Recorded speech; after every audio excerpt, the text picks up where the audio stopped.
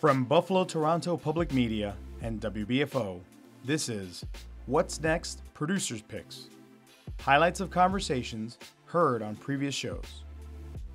On this week's episode, we'll hear from Todd Vaarwerk of Western New York Independent Living. And we need to be able to enhance those choices, because if you don't have a place to go, you're going to end up still back in that nursing home system. That system is still there and still presents challenges. Ben Hilligas of the Buffalo Educational Opportunity Center at the University at Buffalo. It's non-traditional, right? That is what the EOC is at its heart. It is educational and vocational programming and training for non-traditional students. As well as Christine Carr-Barmasse of Mission Ignite. Not only is there, a generation of young people that are growing up that don't have an understanding of software and hardware, but there is the generation that is sort of left behind as technology has gone so fast. First off, our disability desk reporter, Emily Watkins, chatted with Todd Vaarwerk. Todd is the Chief Policy Officer for Western New York Independent Living. Together, they discussed the independent living movement and how the New York State 2023-2024 budget may impact residents with disabilities who rely on essential state services to live in their own homes. What are some of the things that you wish more people would focus on beyond education? What are some of the things that people with disabilities desperately need right now to live in their community? Well, the barriers to community integration really haven't changed all that much over the last 30 years. It's just the dynamic within them that changes, right? So, for example, the number one barrier is housing, right? And there's a lot of factors with regard to housing, right? We in Buffalo have a very old housing stock. So it costs a lot, potentially, to mod a house, an existing house, so that a disabled person can live in it. But building a house new isn't something that a person with a disability can afford. So there's this perception that the housing market and choices are limited, and we need to be able to enhance those choices, because if you don't have a place to go, you're going to end up still back in that nursing home system. That system is still there and still presents challenges. It's still, $125,000 per person per year on an average in a nursing home in the region, right? When you can live safely and effectively in the community with supports for 35 to 40 grand. So you got to ask yourself, why should we be spending money to keep people in the community versus should we be spending money to keep people in institutions? For 30 years, we've proven that we should be spending money in communities, but COVID did damage to that perception. We had some people whose service systems broke down, living in their homes, ended up in the hospitals and needing to end up to go into rehab. Some of them haven't gotten out yet. So these are the things that we're fighting. It starts with housing. Next goes to transportation, right? We have to be able to move around. Most people with disabilities are not making money where they're going to be able to finance a car and operate it with insurance and do all of that kind of stuff. Like, my insurance bill is $2,000 a year because as a disabled driver, I am automatically in the risk pool. So if I didn't have a job, I wouldn't be able to afford a vehicle for transportation. So it's public transit, right? Before I had a vehicle, it was public transit, right? And public transit doesn't necessarily go everywhere you need to go. So you're selecting your housing based on whether or not public transit or paratransit, which is the ADA add-on for public transit from the 90s, can serve you, right? Yeah. After that, it becomes about, do we have the right to get a job? How do we get a job without losing the benefits that are critical to us? Absolutely. Right? And those are the questions that you can come to an independent living center and get somebody to answer for you, because there are work incentives. There are things that the government has done, right? But over the years, we still have to tell people about them. They're still underutilized. The, work incentives have to have value, and employers have to be comfortable with taking people with disabilities into the workforce, right? I'm a big proponent of that. We are a very loyal group of workers. You just got to give us a chance. Absolutely. Answer your question? Yeah. Good. And I mean, it also kind of leads into what I wanted to talk about next, which is for a lot of people to live in their community, they also need a level of support, either through a direct support professional or a home care worker. Right. And, I think that a lot of people maybe have an idea of what that looks like, but it's not always accurate. So I'm wondering if you can talk a little bit more about what it's like for people with disabilities to have the support of either a DSP or a home care worker. All right. So for purposes of full disclosure, I'm a person who gets home care, right? So what happens is I'm seeing that person once or twice a day, depending upon the day of the week. I'm what they call a 30-hour-a-week client, right? So Medicaid pays for somebody to come and provide me with 30 hours of assistance. So they could be coming to my door first thing in the morning to help me get dressed, to fall prevention so that I can shower safely and effectively. They could be helping me with environmental issues around my home, things like sweeping and mopping and doing laundry and taking the garbage out. There could be helping me with being able to shop and prepare meals, basic tasks, right? I don't necessarily need help getting in and out of bed, but that's a very common task for a personal care aide. Helping somebody actually get from the bed to the chair to start their day, right? That's what a personal care worker does. A DSP worker is a person that might be helping a person with a developmental disability, in addition to the personal care stuff, do those things that allow them the ability to interact with their broader community, whether it's travel with them to meet a goal, or to help tie them to a therapy or to a work opportunity or to a social opportunity to be with family, so that they have the supports they need in order to be able to do that successfully. Yeah, definitely. Like I think of someone I met who had a DSP and they helped them budget and just kind of get through their week, just things that, are a little bit different when you have a disability. Have we paid the bills yet? Yeah. Because sometimes you might not necessarily remember. So there might need to be a prompt and reminder about paying the bills. So the next half hour, they're writing checks or putting them in the mail or getting on the internet and making sure that the cable is paid, the phone is paid, the electric's paid, the gas is paid. Yeah, exactly. And I mean, for people with disabilities, having these support workers, it allows them to be fully integrated into their community. And can you talk a little bit about what an asset that provides to the community? Well, we just talked about the fact that there's that cost differential. You're staying in the community on that $40,000 versus not being in the community, being in a hospital or nursing home at $125,000. But also look at what the other things that happen, right? One, you're employing somebody. You're your own little economic engine. And all of those services that you get in the community are people that are serving you and supporting their families by doing so. But you also get the same benefit that everybody gets in being with the community. The wisdom of your grandparents living at home versus living at the home, right? The ability to be able to be with your friends and relatives and share those key moments that are essential for life having subjective value. You really can't quantify that. But the broader base of the community, there's more people to enjoy our music. There's more people to enjoy our art in Buffalo. There's more people to enjoy our food. Yep. Are you kidding? Right? And all of that means that everybody's participating more and the community is stronger because we're here. You mentioned that obviously with having these home care workers and these DSPs be assisting people, we're also employing people, and that's helping the economy. But I also know that a major issue I've seen as a reporter is that there aren't enough workers to support all of the people who want to live in their community. I'm wondering if you could talk a little bit more about that issue. The staffing crisis. No matter what segment of the disability community you're in, you are affected in one way or another by the staffing crisis. And the staffing crisis is about the value of work, right? Most PCAs, most direct service professionals, they're not making much more than minimum wage. Yeah. You can look at what they might bill Medicaid for a particular service, but the actual provider is only getting the minimum wage portion. The rest of it is overhead costs. The rest of it is administering the costs so that the check gets written and the quality improvement, quality assurance stuff gets taken care of, right? And minimum wage is not enough in today's economy necessarily to support your family and to meet the goals that you want. So what we've had, especially since COVID, is an issue where we're losing people, not necessarily to stronger industries. They're not leaving us to become teachers or lawyers, right? They're leaving us to work at Target. They're leaving us to work at McDonald's because working at Target and working at McDonald's is paying more money. Yeah. And I know a lot of DSPs and home care professionals love their job. Yes. And they're very passionate about it. I'm wondering if you could also go a little bit more into detail about where this funding comes from. I know that West New York Independent Living is a fiscal intermediary, but not a lot of people know what that means. Can you talk a little bit more about?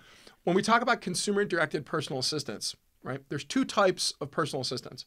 There's what's called the traditional type of personal assistance, which means the doctor determines how much time you need, right, through an agency now called the New York Independent Assessor, right? And then what will happen is in traditional care, it'll get sent to a body of agencies that are in your health network.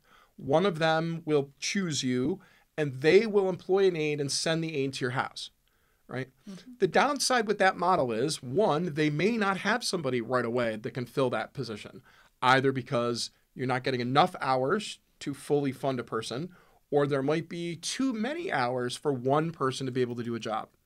So for a long time, the traditional network has struggled with being able to fill cases. Mm-hmm. The other way of getting it done is what's called consumer-directed personal assistance. This is the stuff, you see the ads on TV all the time. Hire your relative to be a caregiver, right? That's what consumer-directed personal assistance is. You hire the person you want to provide your care.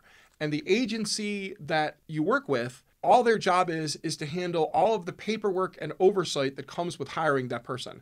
We become what's called the employer of record. But it's more than just making sure you write a check, right? Yeah. It's making sure that your aides are meeting the health criteria in order to be a PCA, because there is. You got to take a medical exam and prove that you can perform functions. It's being able to make sure that services are provided consistent with the doctor's plan and that the aides aren't doing things that they're not supposed to be doing. All of that stuff still needs to be handled by somebody. Mm-hmm. So that's what a fiscal intermediary does. Now, you asked about funding. Most community-based care, whether it be PCA funding, consumer-directed funding, nursing funding, even the DSP funding, is Medicaid dollars, Medicaid and Medicare dollars. Now, I'm going to talk about Medicaid dollars because that's what I'm most familiar with. And Medicaid dollars is a split between the state and the federal government.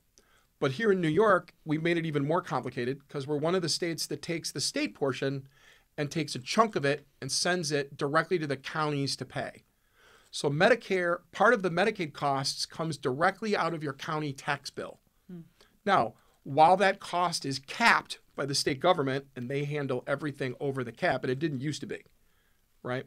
It's still an argument about why is this on my county tax bill? Mm-hmm. So it all comes from Medicaid, and Medicaid is based on rates. The rates are set based on the total pool of Medicaid money they have available. Mm-hmm. So we talk about why we can't pay them more.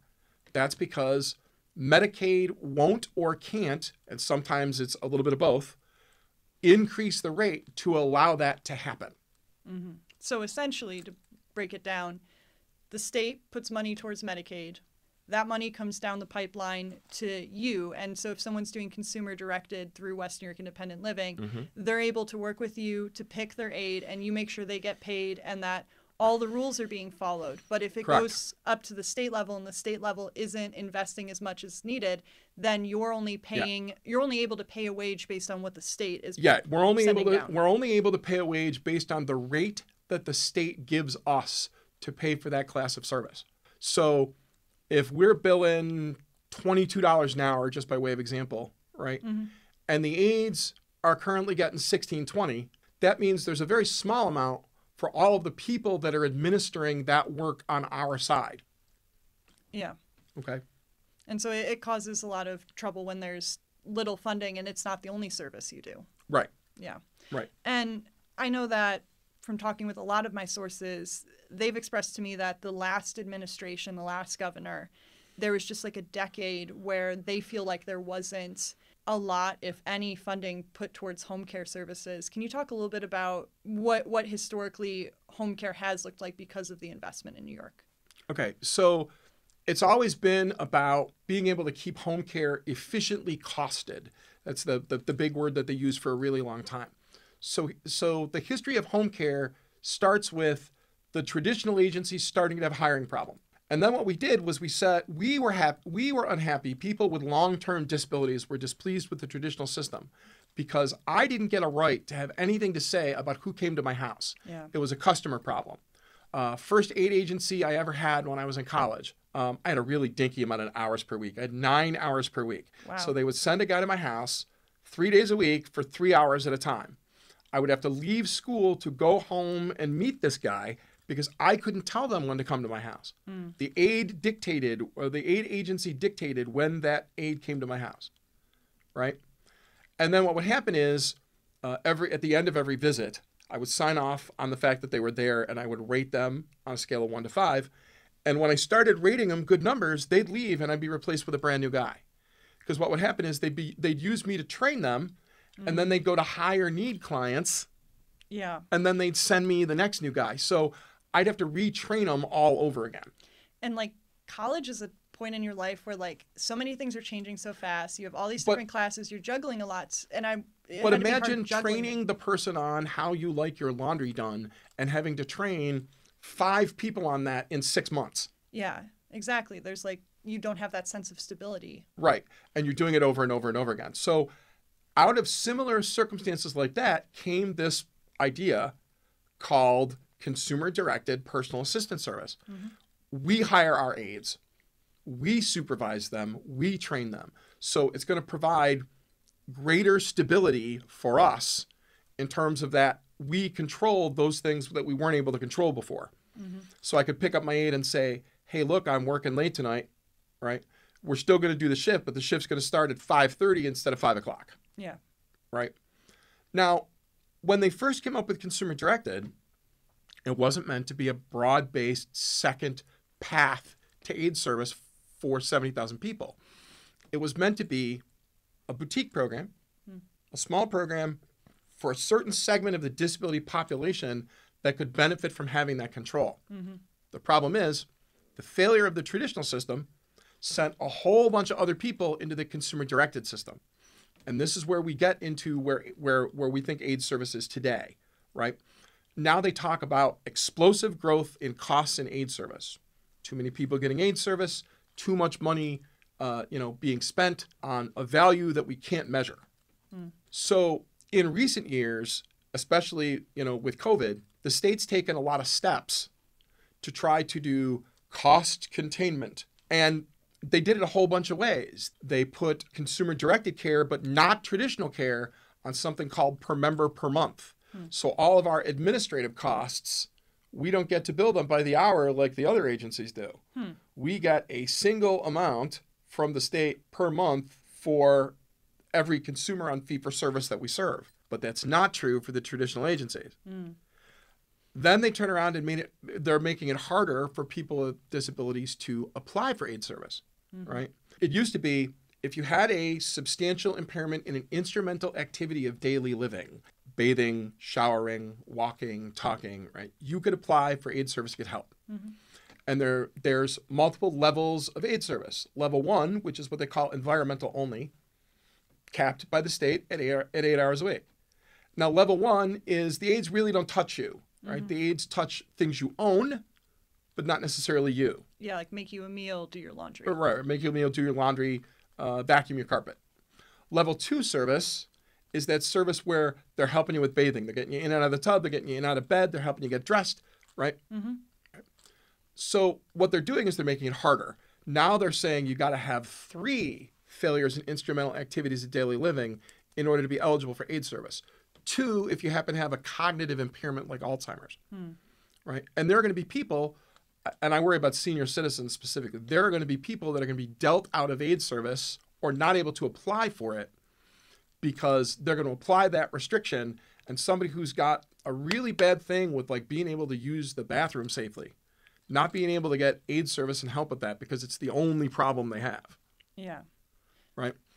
And then we still have the problem with the billing rates and the rates that they're paying for wages, which are you leading me to talk about fair pay for home care? Is that where this is going? Yes, it is, because I know that the budget just passed, and it passed very quickly, and there's been a lot of concern from the disability community about what's in it. So I'd love to hear your thoughts on, where funding currently stands for home As an care. aide, as a person with a disability who has aid service, right?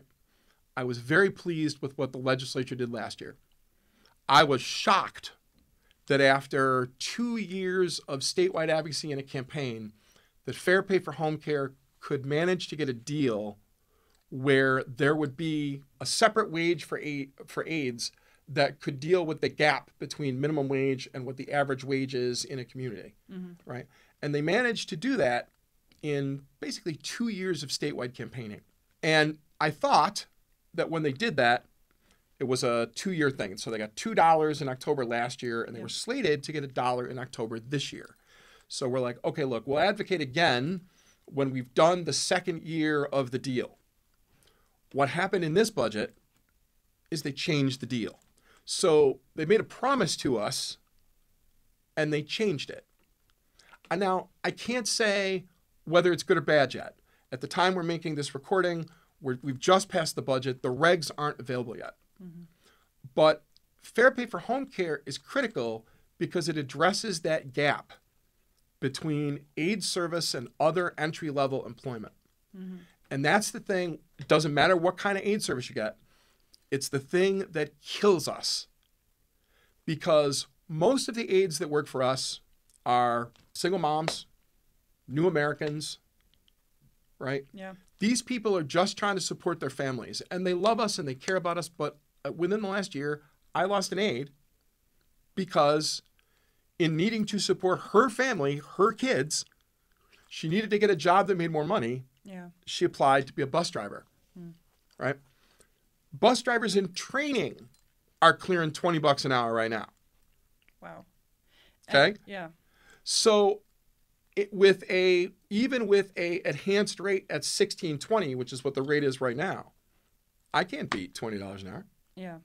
So that's where Fair Pay for Home Care is. And when I know we're going to talk a little bit more about the budget more broadly later, but the thing with Fair Pay for Home Care and the DSP, the people advocating for the work of the DSPs, we talk about how critical that work is, but we got to be able to make sure that the people can stay in the industry without having to worry about whether or not there's enough money, right? So that they're not on Medicaid, Yeah. right? Or their kids aren't on school lunches, which is what the thing has been up to this point in time. Next up on What's Next Producers Picks, back in June, Jay Moran had the chance to speak to Ben Hilligas. Ben was, at the time, the recently appointed Executive Director for the Buffalo Educational Opportunities Center at the University at Buffalo. The EOC is a facility that helps adults with limited educational and financial needs attain the academic and career skills to enter the workforce. Under the leadership of Arthur O. Eve, the EOC system was created. At that time, they were known as urban centers, and there was 4 urban centers originally. Buffalo was one of them. It was really one of the flagship centers at that time. And over the decades, it evolved into what is now known as the Buffalo Educational Opportunity Center. There are also now there are 10 educational opportunity centers throughout the state, and each one of them are affiliated with a local SUNY institution in their community.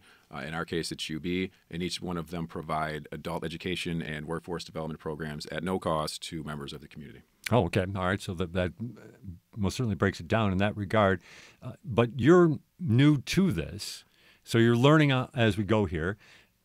What have you found out in just this brief time between the interview process and the recruitment process and such, and now the time on the job? Yeah, I've learned quite a bit. So I was aware of the BEOC. I've been in human services as a direct service provider and administrator and leader of organizations for about 15 years in Buffalo. And in that work, primarily working with at-risk youth in shelters, detention centers, Buffalo Public Schools, the EOC was kind of always there as a resource that I was aware of. That became particularly true a few years ago when I was working at Erie County, and we were implementing raise the age of legislation, which was when the age of criminal responsibility was raised to 18 years old.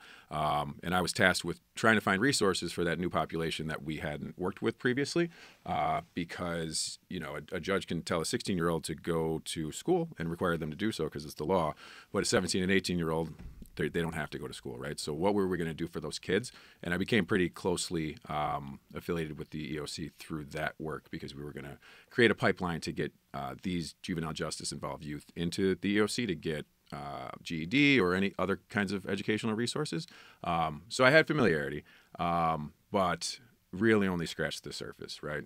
So I've been at the EOC now. I'm completing my second week.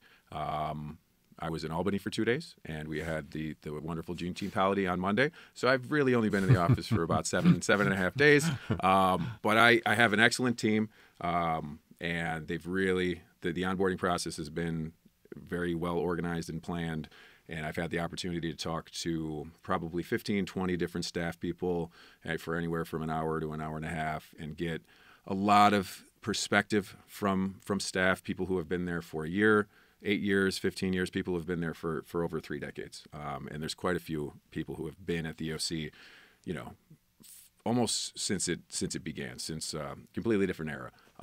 So I've gotten a lot of information about where the EOC came from, where we are today, where we hope to go, and I'm just really excited about the opportunity I have to lead such an amazing organization, and the evolution that we're probably going to be looking at and going through in order to make sure that we're meeting the needs of the community both today, but then really into the future.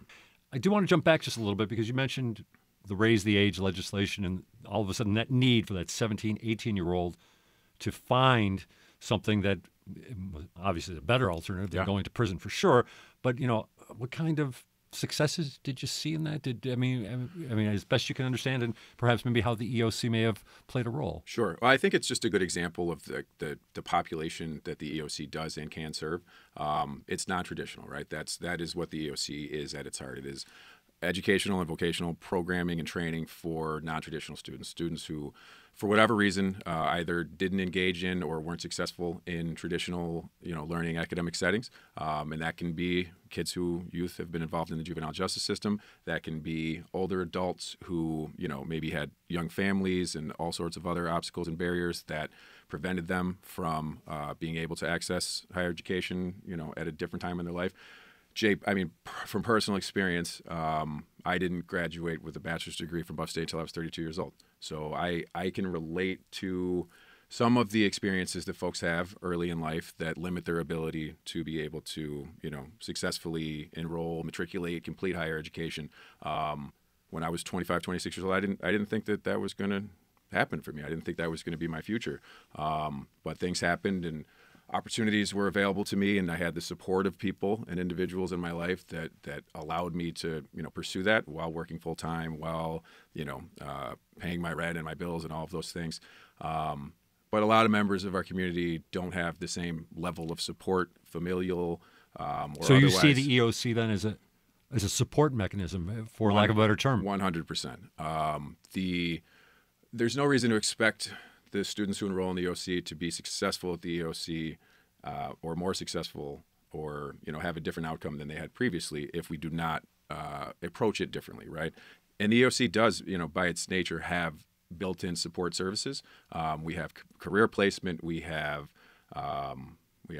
academic advisement counselors. We have a whole array of support services that are there intended to getting folks to walk through the front door is the first step, obviously, but, retention in any institution of higher learning, but particularly with the EOC because of the importance of the opportunity that can be provided, is just as important as getting people through the door. Because if we don't support them, wrap around with services enough to get them to completion, then, we haven't completed our mission, and we haven't given them the truly, what can be a transformational, opportunity that, and I don't want to be too grandiose about things, but but it is this and other types of educational opportunities in a community, especially this community where we know poverty is a huge issue.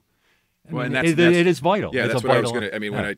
It's generational. It can be a generational transformation, right? If we get folks who are unemployed, underemployed, possibly don't have a GED or high school equivalency, who are working, multiple jobs just to make ends meet, and or experiencing the difficulty of what is called the benefits cliff. And I don't have to get into detail on that, but you can work really hard and not have enough money to support your family and not qualify for benefits, and that's a very well-known problem in human services, and even your county DSS has been working on it. But it's just another kind of cyclical challenge that people face, right?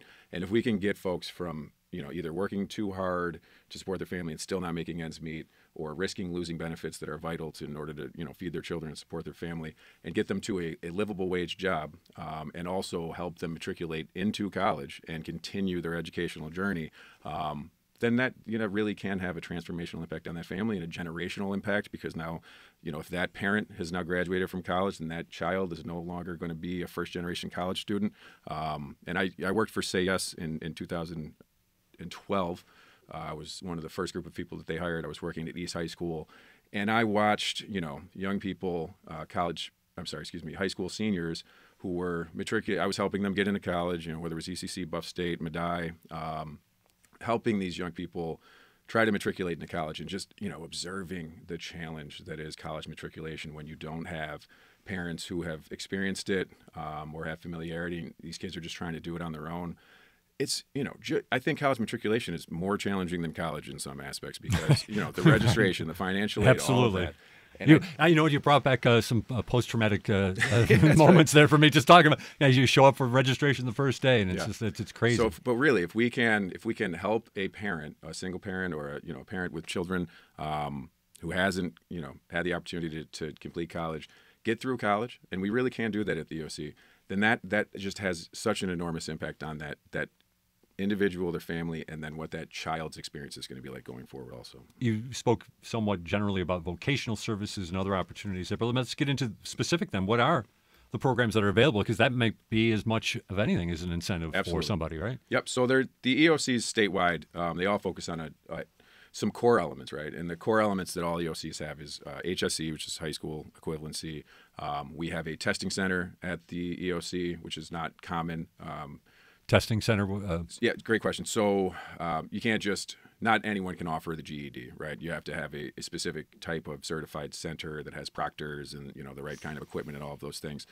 There's not, it's like if you were to be taking a test for a professional license, you would go to some, for-profit company that offers that test. We have the same type of testing center at the EOC. So high school equivalency, English as a second language. We have a lot of VSL classes for, the immigrant and refugee population in Buffalo. We have academic foundational programs, and those are programs that cover all different types of academic topics and are not necessarily tied to any outcome, but are helping people with their basic educational background, so they then can move on to a more technical or advanced type of program, or be more prepared for their GED. And then vocational programs. So at the EOC, most of our vocational programs currently are in the healthcare field. They most certainly need people in the healthcare field, for sure. This is a term I didn't know, allied health programs, right? Okay. So it was explained to me that instead of just saying like healthcare professional, the new term is allied health, and that applies to all members of healthcare teams, whether it's a certified nursing assistant or a nurse practitioner or a medical coding person. Like, everyone is now referred to as an allied health professional. Okay. So for allied health, we have 4 programs. We have a central sterilization technician program, a dental assistant program, a medical billing and coding specialist, and a registered medical assistant program. Those allied health programs are probably some of our most popular. They all have a waiting list, generally speaking. I will be looking to expand those programs. If we're offering one class of 25 people right now, I would like to offer another class of 25 people and double that capacity, because we do have a waiting list. And if people are interested and they want to get in those seats, I want to get them in their seats as soon as possible. Time is of the essence, I would think. Absolutely. Yeah, folks, time is of the essence. I would say that's accurate. And then we have a security guard training program. We're going to be offering a class on July 29th because ECMC specifically reached out to us. They have, I think, 26 open security guard positions right now, and they're having difficulty filling them, and there is a certain certification that the folks would need in order to get the job. So I think ECMC will probably even be on site and be doing open interviews at the training session. And then we have a Google IT specialist training program. So it's a Google curriculum, and once you're certified, you're qualified for an entry-level IT support position. Those jobs are probably typically start around $20 an hour, so it's a pretty good opportunity. We have a customer service program, so that's kind of just basic customer service for retail. I think it would apply to phone service operators as well. And those have been our core programs for some time. All EOCs are different. I've been learning about other programs that other EOCs throughout the state offer, and it's very flexible, the structure of EOCs, and it allows for EOCs in particular localities to really identify what the needs of the community are and then develop programs around those needs to meet those specific needs. So I'm very excited about the opportunity to develop new programs that are going to meet the needs of Buffalo specifically. The advanced manufacturing field, remains a hot topic in our community. There are. Is that something the EOC offers right now, or not? So necessarily? Not exactly, no. For a decade now, the talking points have been. We most certainly have heard about thousands and thousands of jobs that are. And available. then might even be holding back the economy here in Western New York. I think it absolutely is. I mean, the numbers that were the last time I was. This was something that came up in a lot of my youth work because trying to train young people to be able to take advantage of these jobs that start at $35,000 a year, $45,000 a year. There was a big emphasis there, and at that time, I think it was 13,000 jobs that would be opening up in 5 to 10 years as more and more people retire. So there's a ton of opportunity. It's really important, and that's big picture. Everything the EOC does is, from my perspective, it's about the individuals and their families. But the secondary, economic development aspect for our community that, I come from and I care very much about is it's really important. The more people we can get into well-paying jobs, the better our overall economy. So that is particularly true with advanced manufacturing, as you pointed out. There is the Northland campus that, specifically works on advanced manufacturing, very, very technical training programs on, those very sophisticated machines, and they do an excellent job. In my experience, there are people who probably could really benefit from that training program, but that don't meet the benchmark requirements. Yeah, people don't understand that there is definitely just that there are certain qualifications needed to get to Northland. There's some academic standards that folks have to meet in order to be able to participate in those programs. So what I would hope is that the EOC would be able to fill that gap and provide individuals who are interested in those programs with the academic support that they need in order to meet that benchmark and then qualify for those training programs. And if we could develop that pipeline, then I think suddenly we would see a lot more of these positions being filled.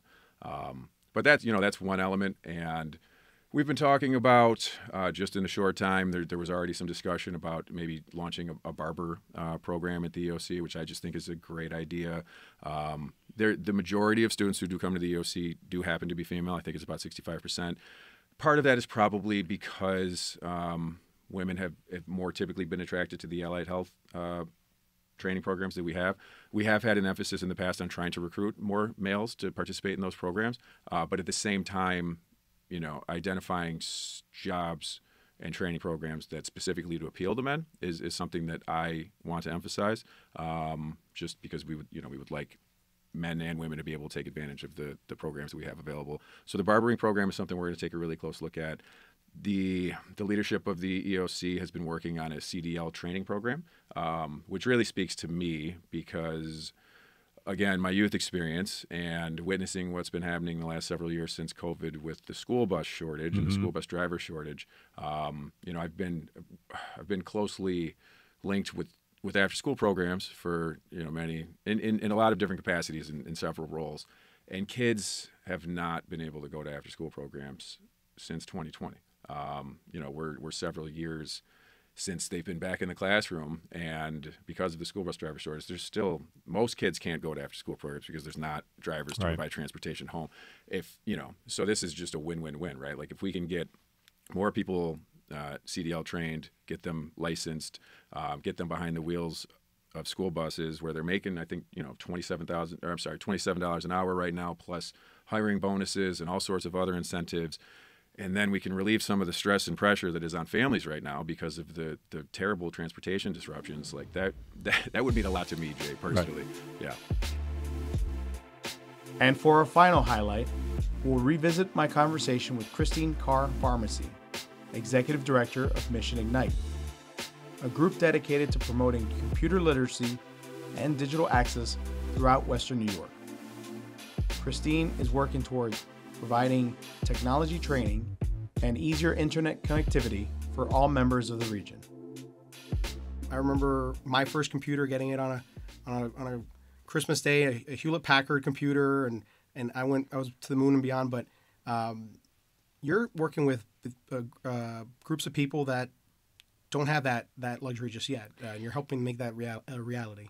So yes, and how we started as Computers for Children Incorporated back in 1997, and the scope was our mission was to help populate the schools with computers, because back in 1997, when the agency was first developing, there were no computers in schools and few in homes, and that really was the impetus behind the mission, was how do we get to young people and schools and help them. And then over the years, we quickly could see that we had a lot of high schoolers that wanted to come in and learn about how do we recondition these computers and put them into the community.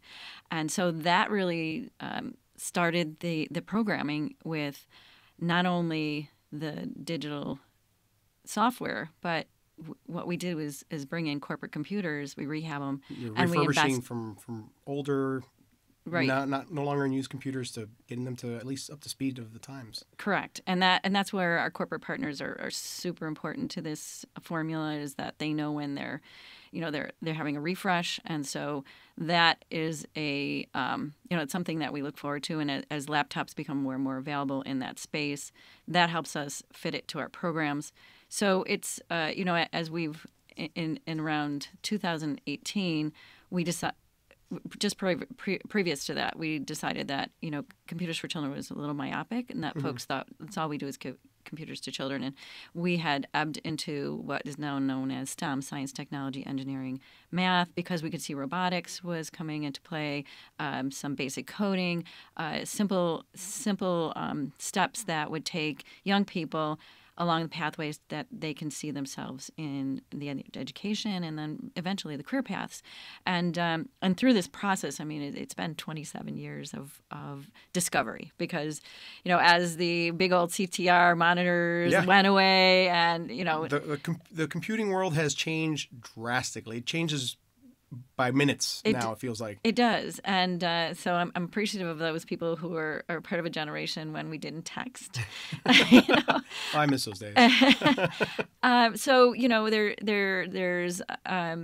there's a gamut of folks. And so as we've moved along this timeline, there's a misnomer in that, our programs really do serve young people, because we were coming alongside of schools, and then we widened our scope with STEM, and then eventually we're coming alongside of our nonprofit partners, our faith-based agencies, and working along with government, municipalities, and the government state to understand what happened during COVID, and that really put a spotlight on our work. The fact that not only is there a generation of young people that are growing up that don't have an understanding of software and hardware, but there is the generation that is sort of left behind as technology has gone so fast.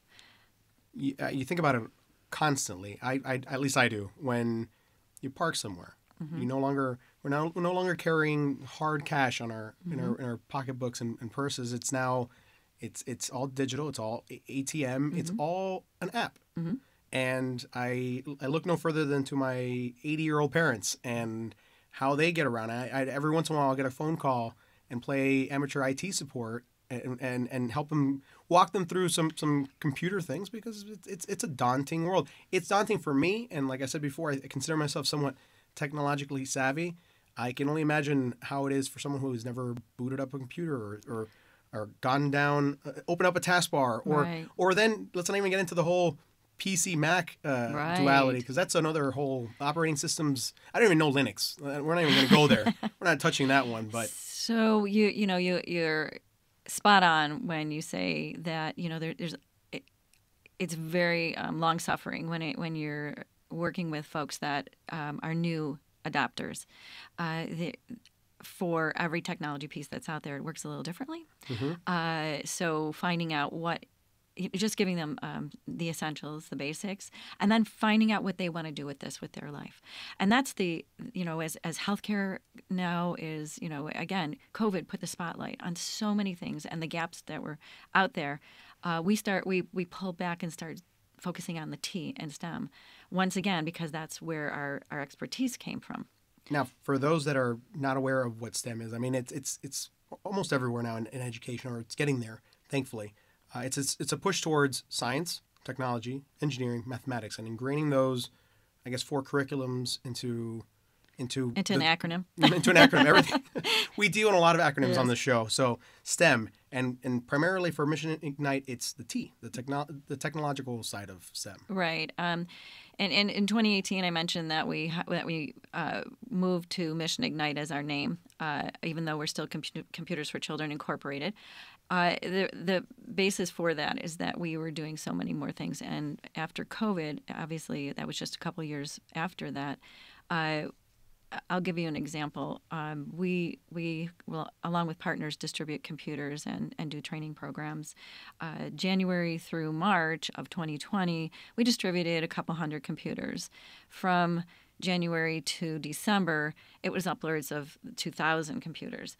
And so in that mix, it really showed how our communities are working, our world. It's not just even our nation; it's our world, and the gaps of folks that were left behind. One of our partners is Say Yes to Education. They do an amazing job of helping students with college tuition, and during the COVID.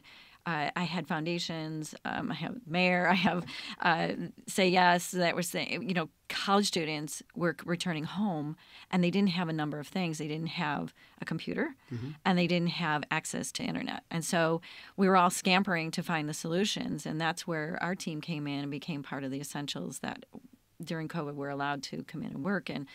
And they really took those numbers of computers that we had in-house, and we were desperate for computers, and we're able to retrofit to get them into homes and lives of the students that were returning.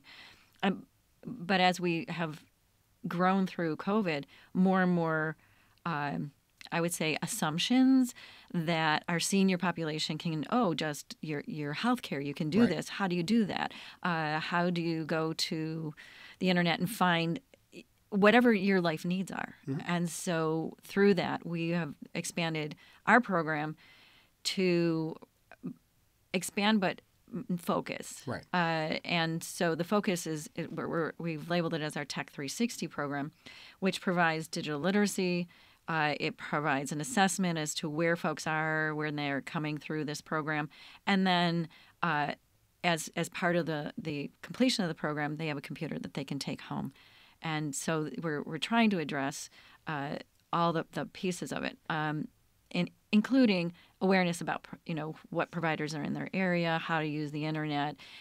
Sometimes there's an assumption that there's internet on that computer you're giving us. And so How do I get on the internet? Where do I just push a button and it magically happens? Exactly. And so with phones, it's embedded in Right. there, so Right. you don't feel the experience pain of paying for that. But in a home setting, there's that choice. Right. And so how do you take folks from being non-users to understanding the importance of being a user and adopting technology as part of your life? And we've taken that out as a part of our curriculum to say, what is it that this group needs? And Liz Workington, who's our program director, she's understanding, and we'll take our curriculum and turn it to some sensitivities to that population that we're serving.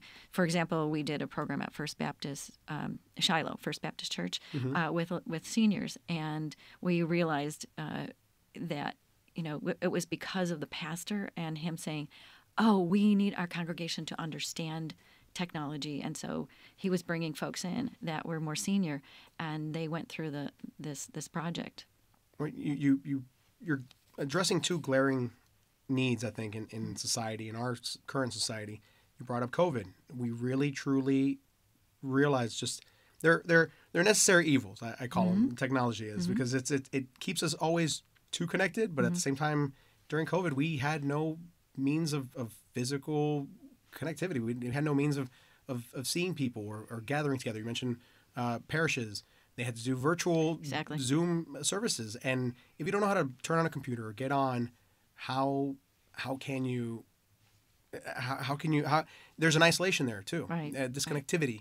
And the way I found out about Mission Ignite and the Computer for Children's Incorporated was that the Tech 360 program, and you're partnering with a number of organizations, faith-based organizations. I wanted to hopefully, they're a group that are doing great things in Western New York. I want to have them on. They were supposed to be here today, but unfortunately not able to.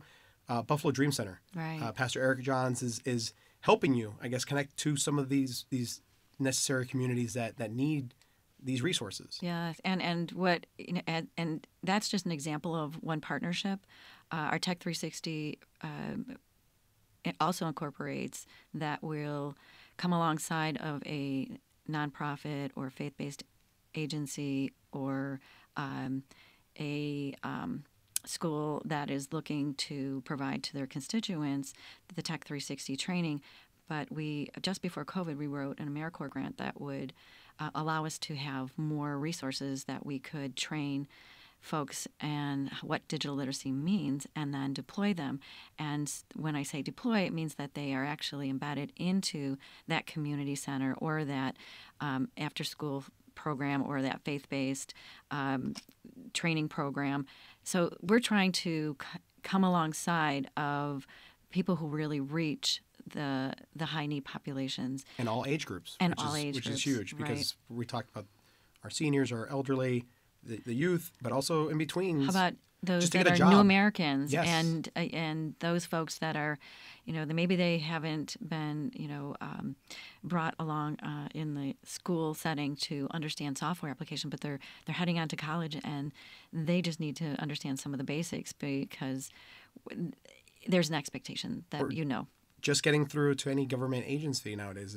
It's the phones are unfortunately no longer the prime way to contact. It's all digitally. So when you look at phones versus a computer that's invested in your home, the phones are an amazing source, and I look at it that as intake. Right, we can find out information or call, but to produce anything that is outgoing, like a resume or job application or taking courses online where you need to be responsive through a website. It's so much easier when you can open up your computer and log in and log on. I got many jobs nowadays through LinkedIn. Right. And that's a huge resource. But responding, and the smartphone versus someone's responding. Somebody's responding. But there's so much that relies on how to use something, and we find that it's easier for folks to look at a large screen and access that way, especially as new learners. And the other thing we've experienced is that when we invest a computer in the home, is that it's not only for the person who goes through our Tech 360 program. Are there young people that are going through their school and at 3 o'clock have homework that's virtual, right? So it's virtual desktops now. Do you have enough computers in your home to satisfy that? We used to be content with just one computer. I mentioned my first computer on Christmas Day. It became the family computer. Yes. And I remember the minor squabbles that would ensue when my mom wanted to work on WordPerfect. Yeah. I'm really you are aging yourself myself right here.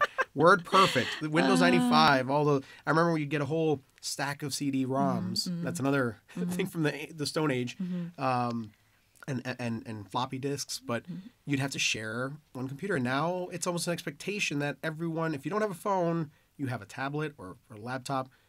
During the pandemic, we had students learning offline or online rather, and they needed some means to connect. So right. I mean, it goes without saying how important, how once again necessary evils, but yes. But like every piece of technology, a lot of good comes from this, and a lot of necessities are addressed when you have that connectivity.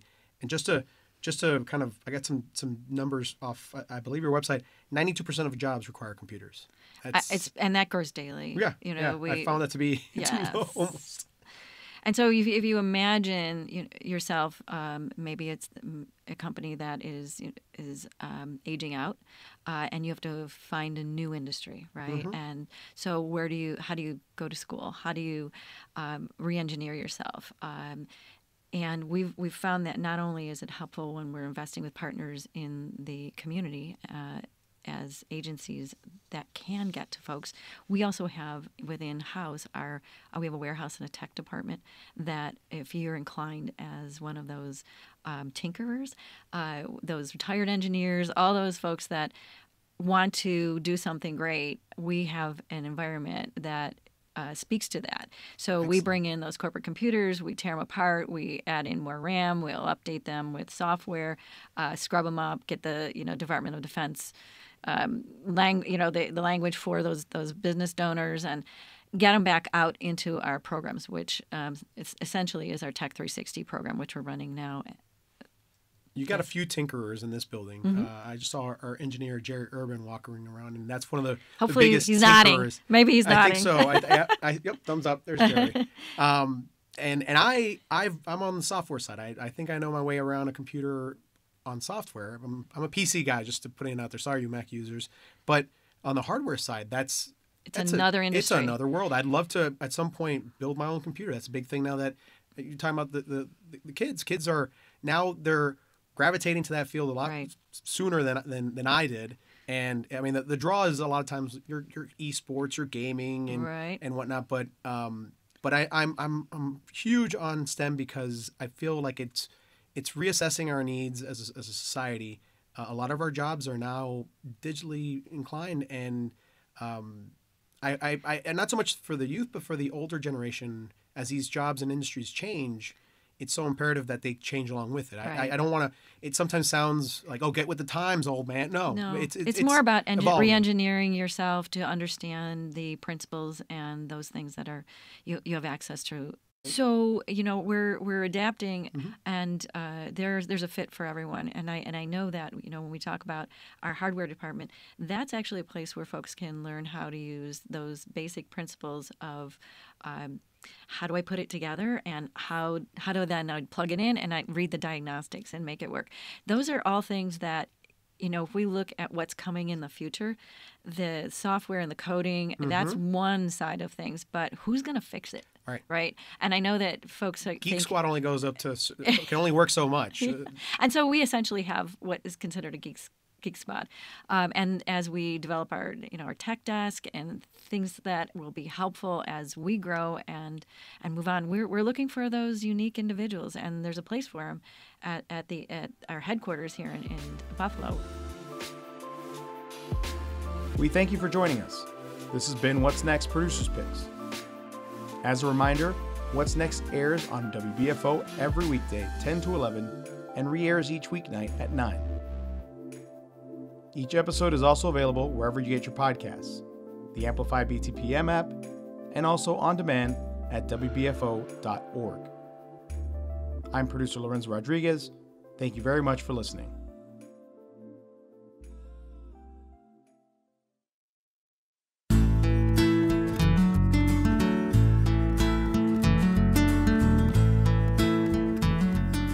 This is the WBFO History Bite, bringing you a peek into significant historical events for the week of September 11th through September 17th. I'm your host, Josh Deckert.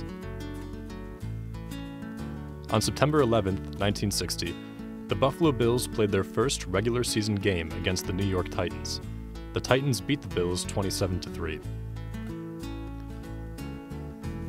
On September 12th, 1939, the cornerstone for Kleinhans Music Hall was laid.